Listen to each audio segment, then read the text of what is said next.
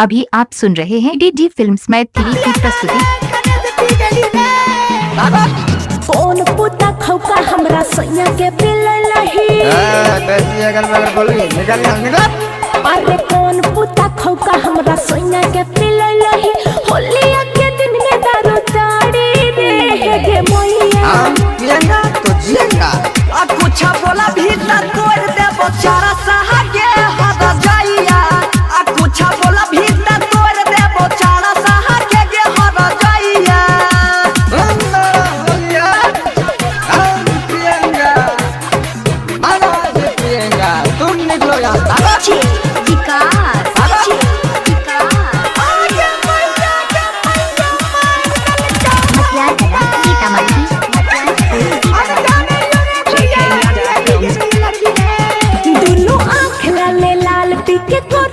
बवाल आरो गाली बकै छै पर चटवा हमरा लागे छै डर कुछ होतै गड़बड़ आरो कहै छै मार के सलटवा मगिया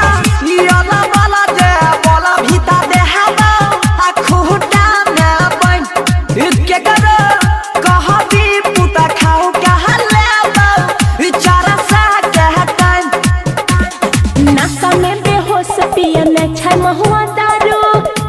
समझावे हमर गोतिया रे गे मोइया जैसी बोलेगा तू रे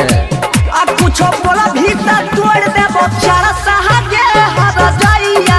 आ कुछ बोला भी त तोड़ दे बेचारा सहागे हद जाइया माथा को खराब मत करो नहीं माथा खराब होगा तोड़ देगा तोड़ डीडी फिल्म्स मैथिली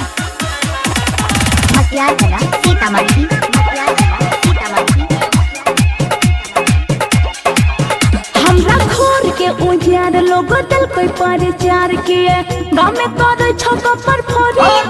आ तोरा लागे छी अगोर किए करे छको सोर एहो सो दिन के दिन छी ये होली अच्छी आई आ होली